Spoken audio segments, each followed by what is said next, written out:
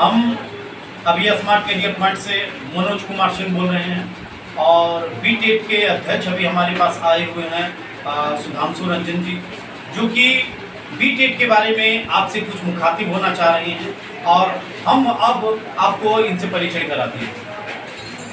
बहुत बहुत धन्यवाद आपका sir. Manoj sir smart career point से जुड़े हुए हैं हमारे साथ। मैं बहुत बहुत आभार आपका प्रकट करता हूँ जिन्होंने हमारे वक्तव्य को कुछ समझने का वक्त दिया है।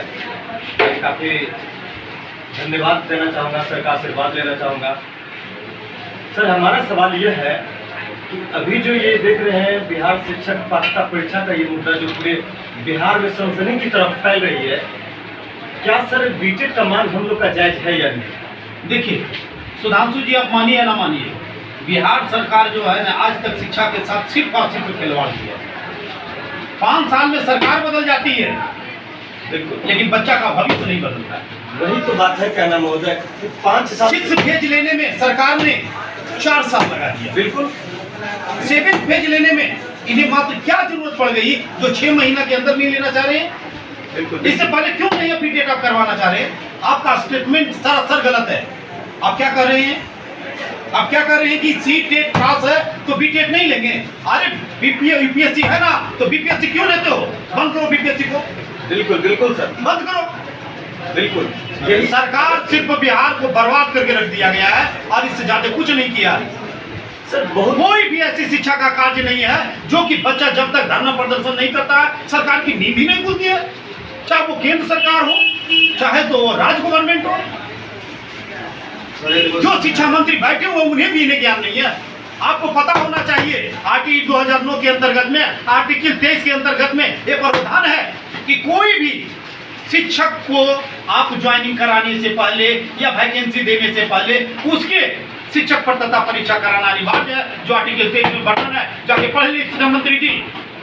बिल्कुल आपके चाल चरित्र का हमने 6 फेज में भी वर्णन किए थे और 7 फेज में भी कर रहे हैं। आप क्या बोलते हैं क्या नहीं करते आपको स्वयं में समझ में नहीं आता है। आप क्या बोल रहे थे कि हमें बीटेक की अभी आवश्यकता नहीं है? 5 साल तक आपको आवश्यकता नहीं पड़ा, कब आवश्यकता पड़ेगा आप बताइएगा? महसूस नहीं हो रही। केंद्र सरकार में तो प्रधानमंत्री है ना, तो बिहार में फिर मुख्यमंत्री क्यों है? हटा दीजिए मुख्यमंत्री को, सवाल तो है, हटा दीजिए, कोई जरूरत नहीं है उसकी। शिक्षा मंत्री केंद्र में है ना, तो बिहार में शिक्षा मंत्री की क्या जरूरत है? हट जाइए ना। नौटंकी कर रहे हैं, अधिकार मिल गया तो हनन कर रहे हैं।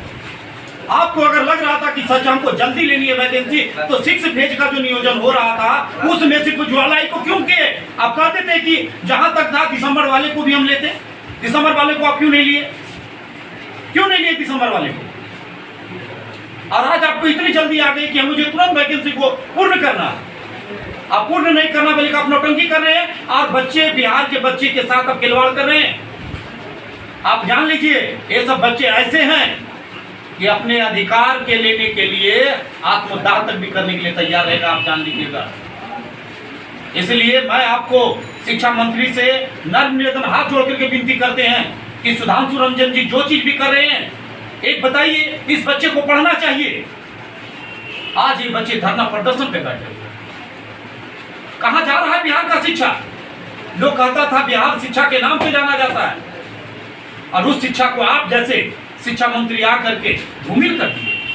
आपके स्टेट में विरोधाभास हर समय रहा है। कभी कहते हैं बीटेक होगा, कभी कहते हैं नहीं बीटेक की अभी आवश्यकता महसूस नहीं हुई है। अरे कब महसूस होगा?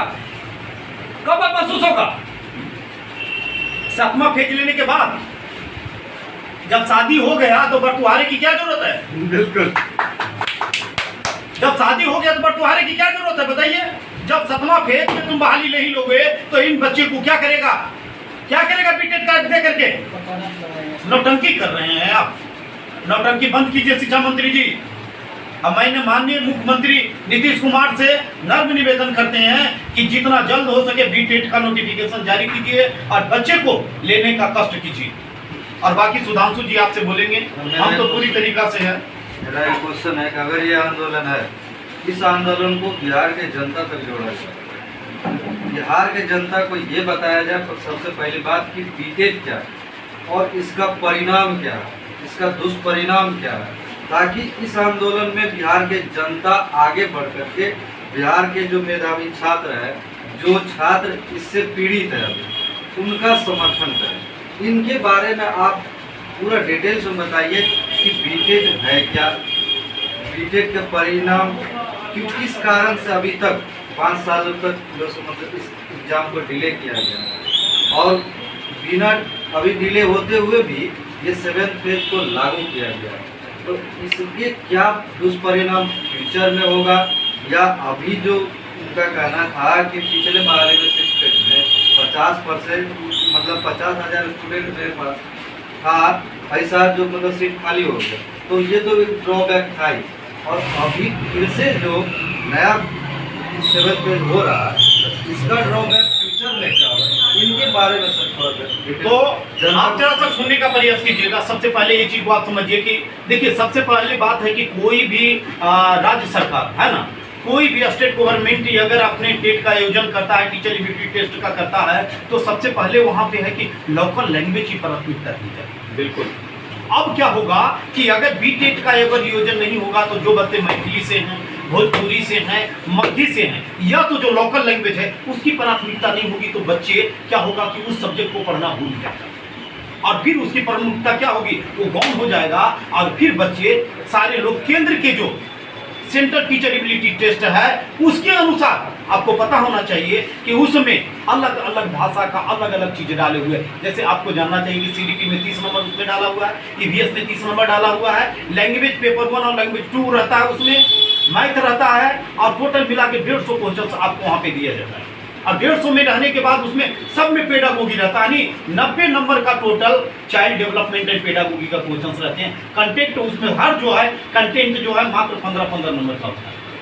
ये चीजें आपका, तो वो जो है आपका जो बनाया हुआ सेंट्रल टीचर एबिलिटी टेस्ट, वो सेंट्रल गवर्नमेंट अपने आवश्यकता अनुसार बनाया है। उसकी शिक्षक अलग, जैसे केवीएस में लोग जाता है तो उसके लिए वो बनाया हो, वो बिहार के लिए नहीं बनाया।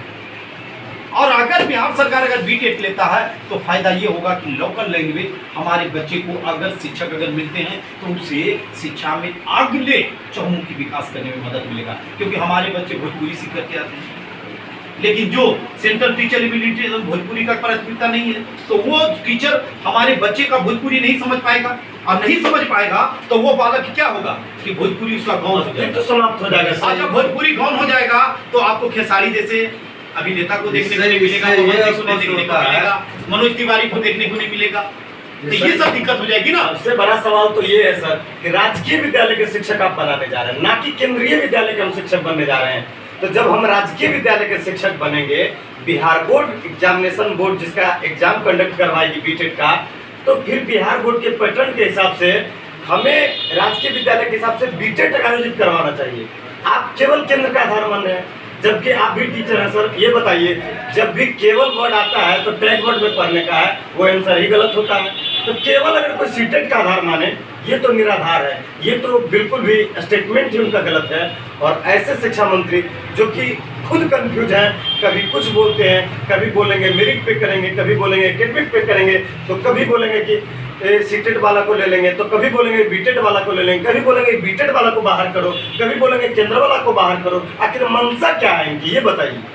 देखिए, सबसे बड़ी बात है कि हम तो बहुत दिनों से बहुत नजदीकी से शिक्षा मंत्री को देख, इनका कथनी और करनी में सब दिन अंतर रहा है। ये आज की बात इनकी नहीं है, क्योंकि आज आपके सामने ये बोल रहे हैं, इनका सब दिन ही रहा है कथनी और करनी में। नहीं तो बिहार ये चीज आप जान लीजिए कि इनको महसूस कराना होगा, और महसूस क्या, 7th फेज से पहले बीटेट लाएगा तो लाना पड़ेगा। और ये निश्चित आप जान लीजिए सुधांशु बाबू कि 7th फेज से पहले बीटेट लेना सरकार की आवश्यकता है। ये हमारा अधिकार है सर। संविधान के एक कॉलम में, एक पंक्ति में लिखा हुआ है, जाके देखिएगा। एनसीटी की गाइडलाइन कहते हैं, आर्टिकल 9 भी कहता है कि संविधान के एक पंक्ति में जो लिखा गया है कि हाँ, बीटेट जो होना चाहिए प्रतिवर्ष आयोजित होना चाहिए। हर राज्य अपनी पात्रता परीक्षा आयोजित कराता है सर। यूपी गवर्नमेंट क्या पागल है जो कराता है? उसके पास सीटेट नहीं था। ये अपना हर जवाबदेही केंद्र पे थोपना चाहता है। हर बदनामी जिसके पास जितना भी ड्रॉबैक्स है सब केंद्र के माथे पे थोपना चाहता है। इस वजह से ये बीटेट कराने में असक्षम है। ये पूरे मैं बिहार को बताना चाहता हूँ कि आप बिहार के मूल निवासी हैं, आपके हक को छीना जा रहा है। क्या ये सही सोच है बिहार गवर्नमेंट का? जो बीटेक को निराधार बताता है। बीटेक तो हमारा संवैधानिक मांग है, संवैधानिक हक हमारा है। एक एक कॉलम में, एक एक पंक्ति में हमारा अधिकार बनता है कि बीटेक होनी चाहिए। तो बीटेक क्यों नहीं होगा? और बीटेक 7 फेज से पहले होगा, क्योंकि सवाल ये उठता है कि अगर प्रतिवर्ष पात्रता परीक्षा आयोजित हो रही है तो ये 7 फेज है, 2022 की वैकेंसी है और 2022 में ना तो सीटेट हुआ है और ना ही बीटेट हुआ है। तो इस आधार पर भी हम कह सकते हैं कि हमारी मांग जायज है।